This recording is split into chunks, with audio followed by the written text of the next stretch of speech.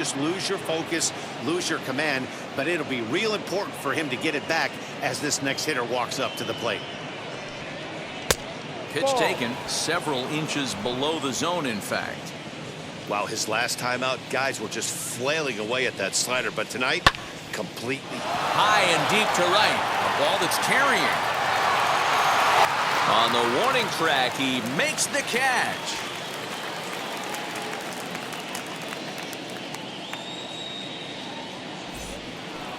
Now batting. In now for the O's, Rio Ruiz.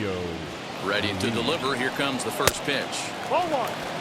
Hey, this pitcher's going to have to step off the mound right here and refocus. Take a deep breath, something. Can't keep falling behind.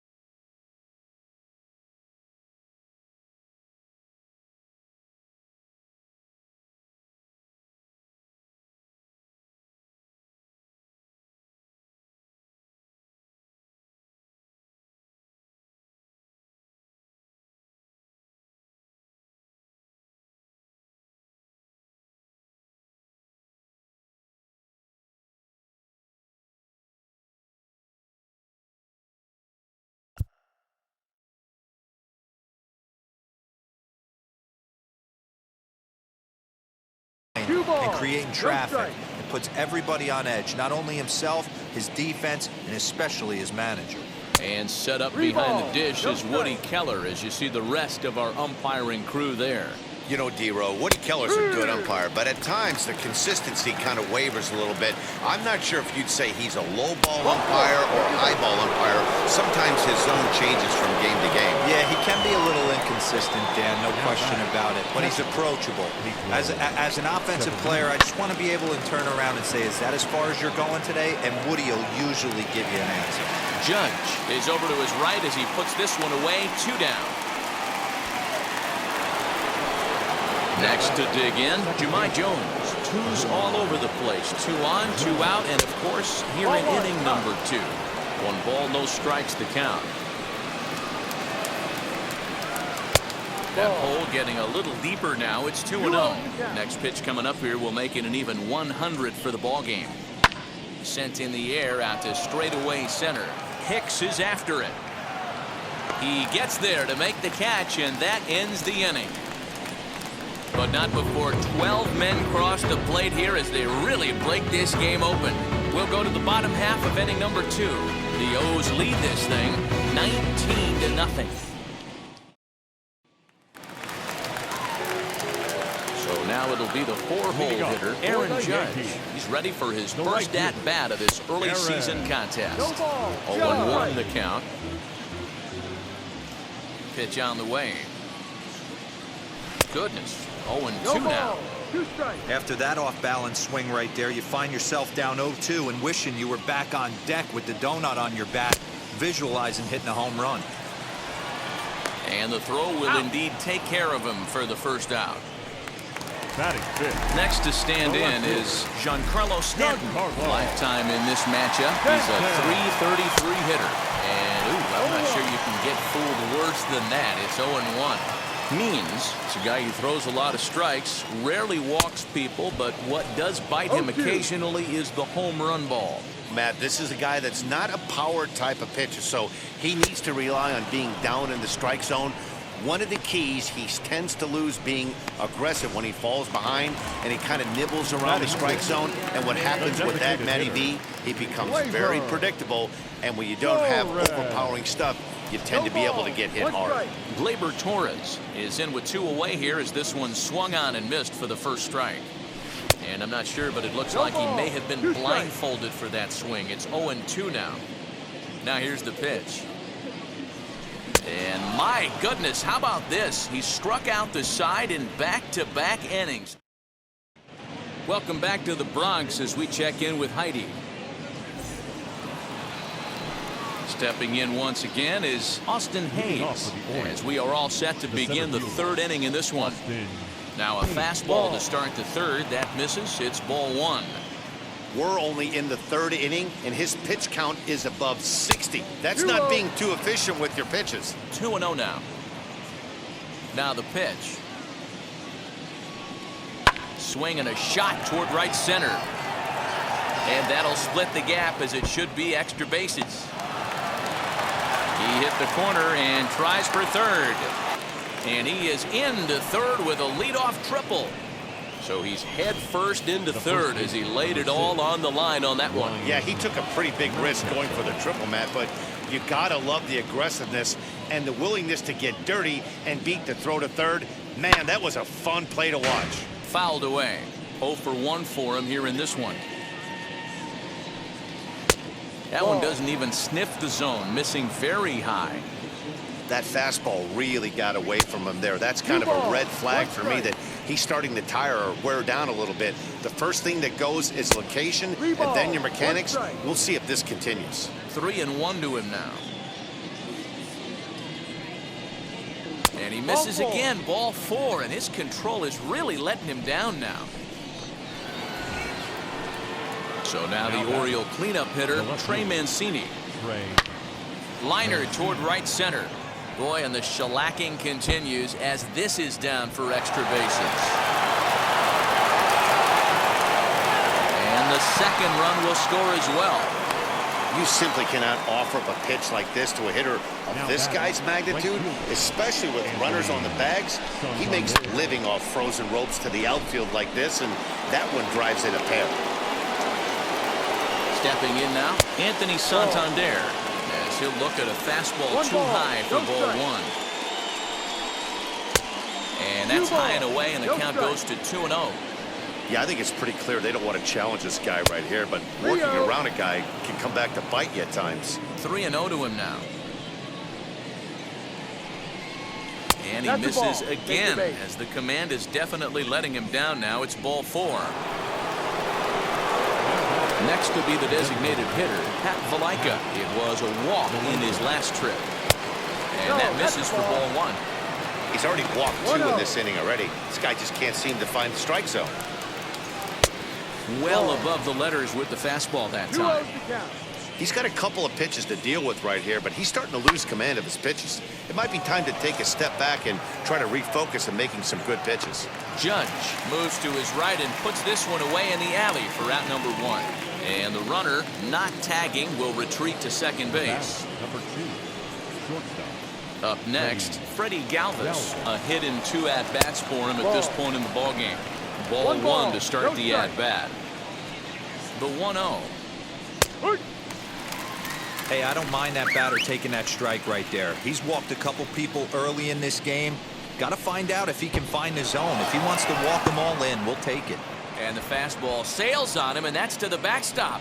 Runners may have thought about it, but they'll stay put, and the count moves to 2-1. Cole sets. Here's the pitch. 3-1. 3-1 here. You have to make a good pitch on the mound. Grooving one here rarely works in your favor unless the hitter tries to do too much with it. And there's ball 4 as this one gets away a bit. Stepping up is Rio Ruiz. It was a walk in his last trip. Lays off 1-0.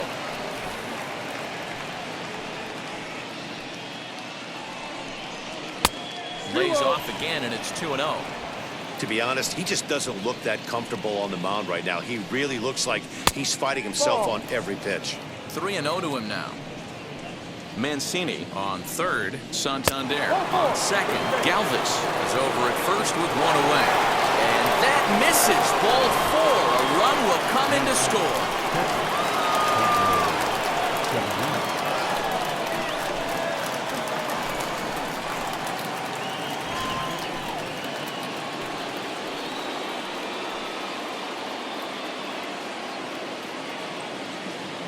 Into the box now, Pedro Severino. And they pitch out here, but nothing's going on. 1-0.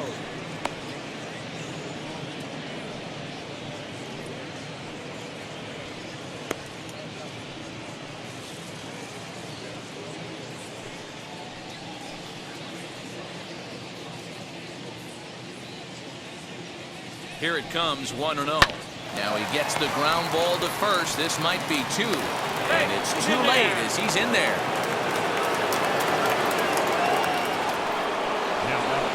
Next up is Jahmai Jones. It was a flyout for him in his last trip. Yeah, and I'm sure he'd like a base hit of some sort right here, Matty. But hey, now here's a fly ball. Well hit. Racing back, the right fielder. Gone! It's a grand slam. Wow, you can understand what the pitcher's thinking. He doesn't have an empty base, and he needs to get ahead of the count. All he wants to do is get that first pitch over for a strike. But the batter knew the same thing, and he jumped all over it, smashing it into seats for a 4-run blast. Next, it'll be Austin Hayes. And the starter remains out there despite just allowing the long ball. We thought maybe they'd go and get him, but no indication of that yet. Yeah, to me, that home run was a sign that he's starting to get a little bit tired out there.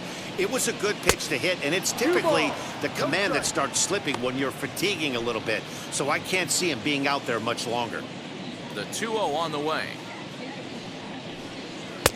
No.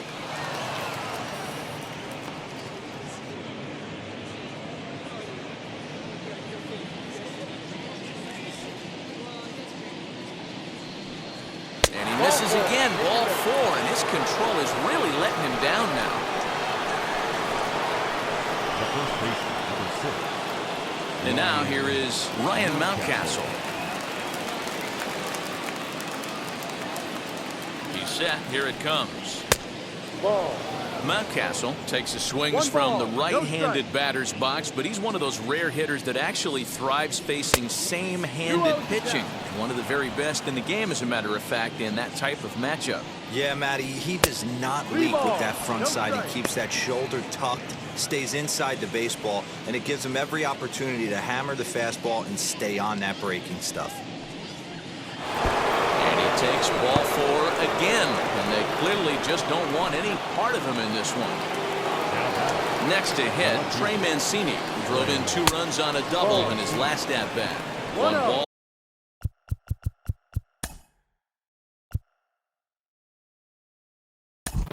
No strikes to count.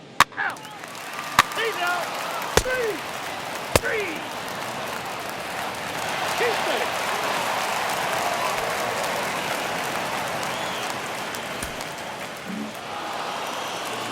Well, that wasn't exactly a nail-biter, but it's always nice when you can get an offensive explosion like that and save your closer for another day. A comfortable victory.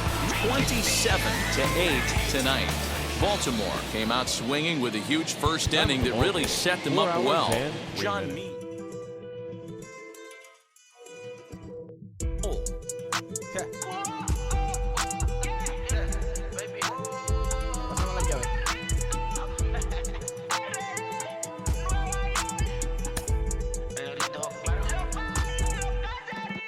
No sé cuál me voy, el perro, el Porsche, la C3 o el Rolls Royce.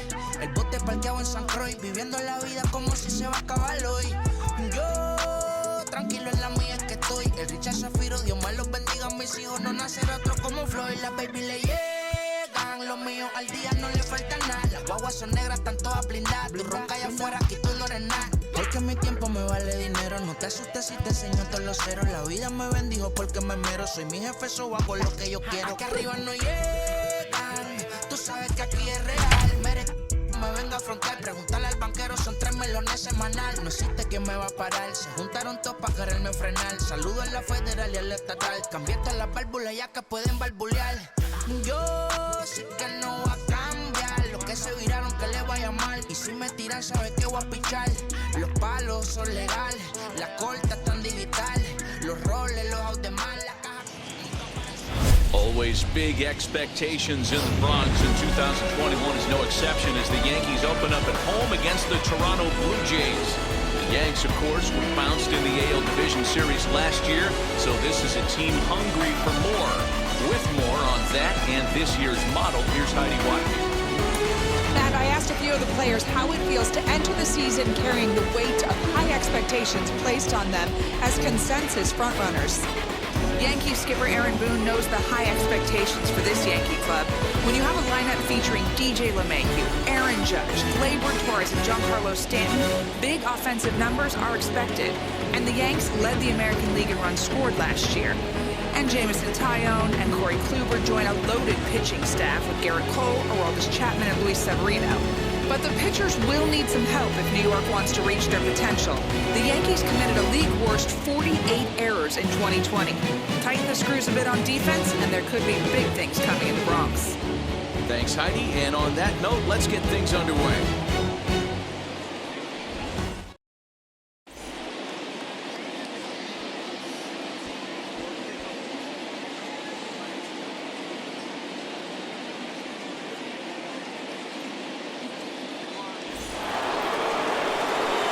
Welcome to those of you just joining us. We're in the 6th inning, nobody out. And now the Toronto number 4 hitter, Teoscar Hernandez.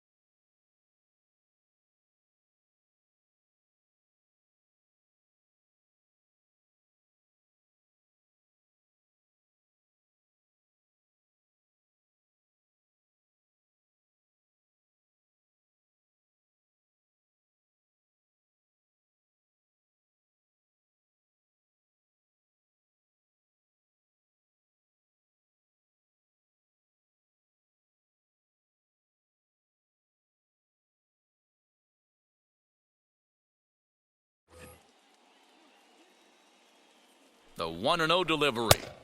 And a fastball that's about off the radar screen there. It's 2-0.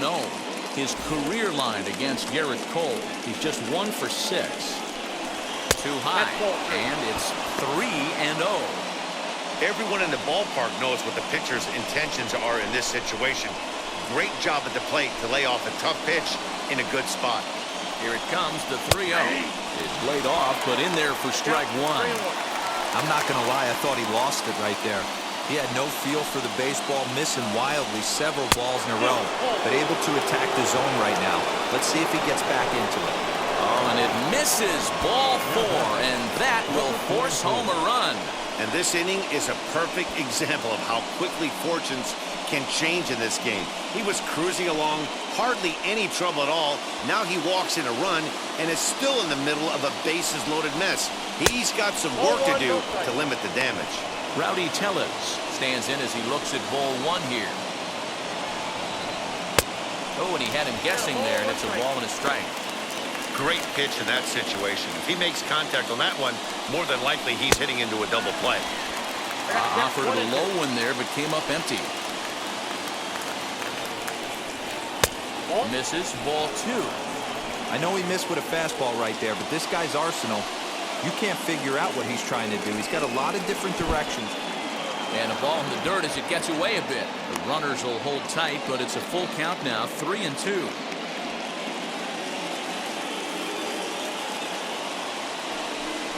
And that misses. Ball 4. A run will come in to score. And it's times like these that a pitcher feels awfully lonely. I can see why he didn't want to be too aggressive. Last thing he wants to do is give up a grand slam to a dangerous hitter, but walking in a run is painful too. And here he is again, still with the bases loaded.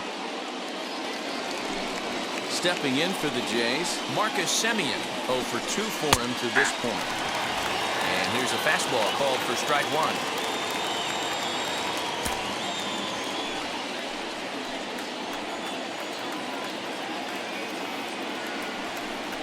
Semien in an 0-2 hole here.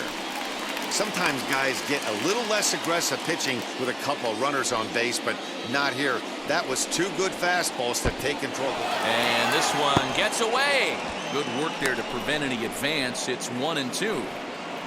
3 runs already home here.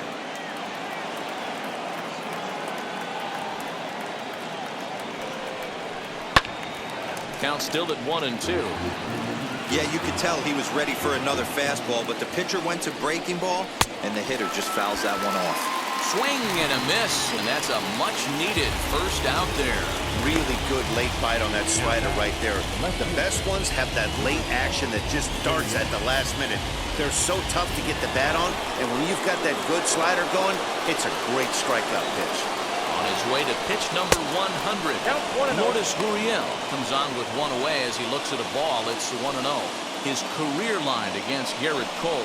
He hasn't had much success, just 2 for 11. 2-0 to the Jays left fielder.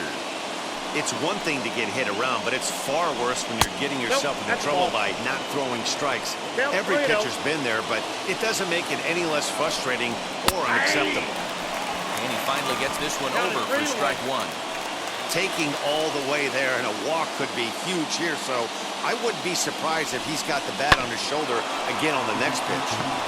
And the count will be full. And look out as that gets him. So that's going to bring home a run. Yeah, it was a great battle there, and he was 1 strike away from putting him away. As a pitcher, you hate to put a guy on for free after all that work. Kevin Biggio stands in for the 3rd time now as he takes a look at a ball. It's 1-0.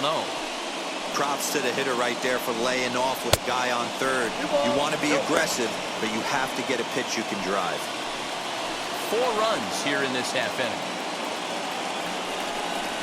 They get him off balance there as he reaches for that one, but can't find it. It's 2-1. Hey, I love the aggressiveness right here and wanting to be a hero. But this is where you got to tell yourself to relax a little bit. I had an old coach tell me one time, when the bases are loaded, just concern yourself with getting a guy in from third. Oh, and it misses. Ball 4, and that will force home a run. Next up, Danny Jansen. He's 0 for 1 thus far. 1-0. And a fastball misses here to start the at-bat. It's 1-0. Fly ball out toward left center field. Hicks on the move. He makes the catch. Here comes the runner from third. And that'll plate run number 6. It's now a 6-1 ball game. Obviously, he's hoping for more up there with the bases loaded, but you can't be too upset with a sac fly. Here's George Springer. It's been an 0 for 2 effort for him to this point. 4-1. 4-1, no point.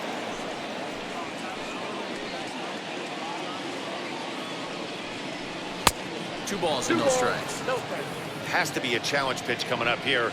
He probably doesn't want to flirt with loading the bases. That's ball 3. 3-0 now. 3-0. 2 on, 2 out with a base open here as a pitcher. You have to be awful careful. You just don't want to groove something here and give this guy a pitch that he can hit one out of the park on. Gurriel over at second. Biggio on at first with 2 down.